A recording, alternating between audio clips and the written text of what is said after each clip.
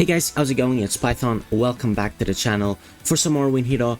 And it's been a while. I also haven't really played the game much. I'm not gonna lie to you, because all the free time I've had, I've spent on Haikyuu. I've played a little bit too much, if I'm being honest with you. So I actually haven't really played a lot of Windbreaker lately. But we're here with a new video because NIREI's out.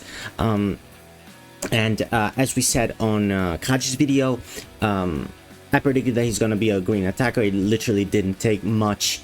It's not a crazy prediction because he is a green attacker, and it was quite easy to predict. To be fair, they don't usually leave out an event double character drop without doing an attacker. So he's here, and he's actually really good as a sub-DPS. I think as your main damage dealer, he's not great. However, as a sub-DPS, he's actually really good, especially with his scene card. They also gave us the free single one, which we can do right now. Real quick together. We're not getting anything. Yep, that's fine. So yeah, let's go over his skills together. And yeah, first of all, the art looks sick. His ult looks awesome as well.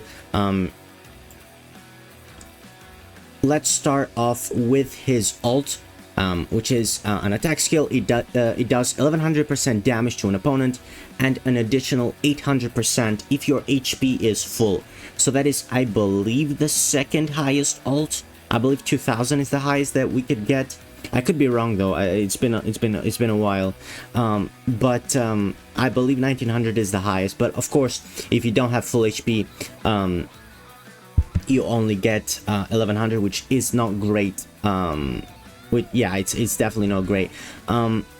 However, he does have two passives that do help with that. So he's another character with two passive skills. Moving on to skill number one, which gives knockdown to an opponent for 5 seconds and also does 300% damage to them. Really good. Status abnormalities are awesome. Knockdown is great, especially, I mean, it's not on an ult, to be fair, so you're not fully in control, but that actually works really well. So if you do have Tomiyama, the event Tomiyama, which I actually do have my main on my main account, that actually works really well with the green Tomiyama to get his ult boost as well, because Tomiyama does an extra 600 or 700 when there's a knockdown opponent, when his ult is against an opponent on knockdown. Next up, skill number 2 is actually really good. It's a 20% damage increase to you and your close by allies, so allies in the same row.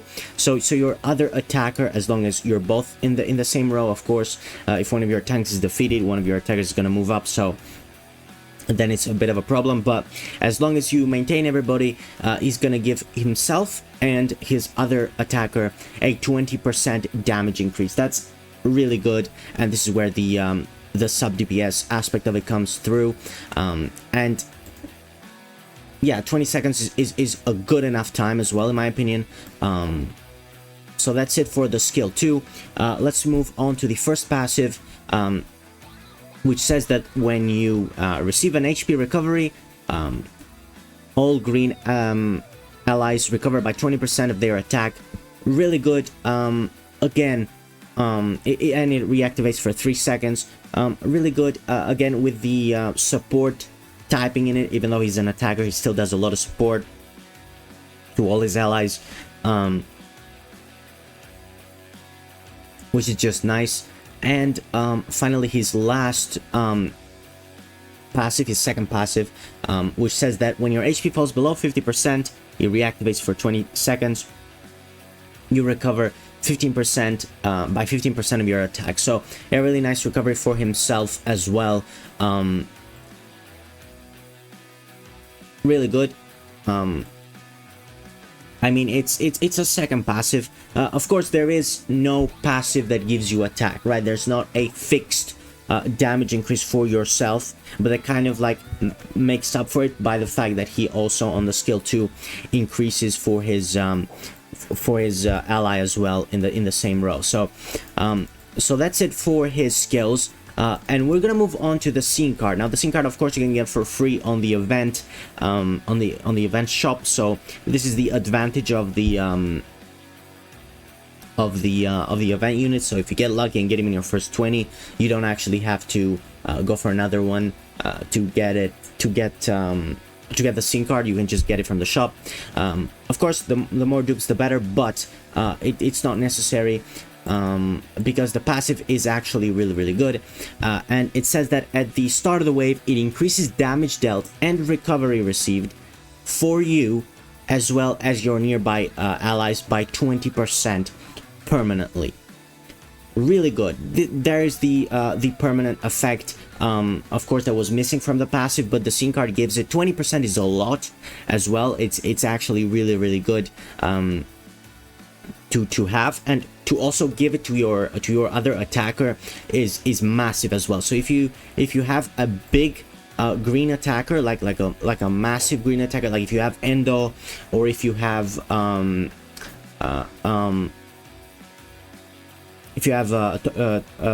Tomiyama as well, like I said before, because also with the with skill 1 as well, he does knockdown, so the event Tomiyama works really well with that too.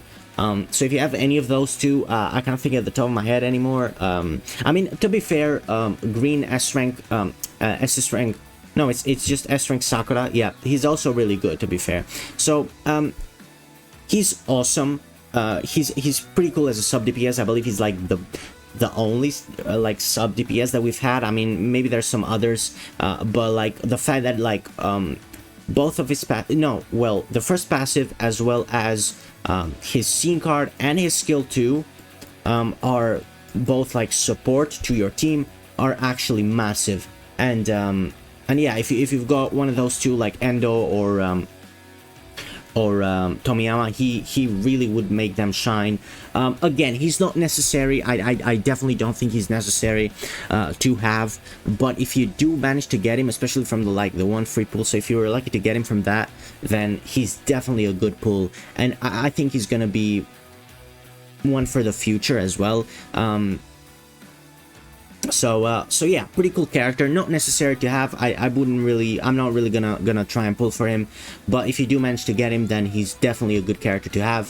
Thank you guys so much for watching, and yeah, I'll see you next time. Goodbye.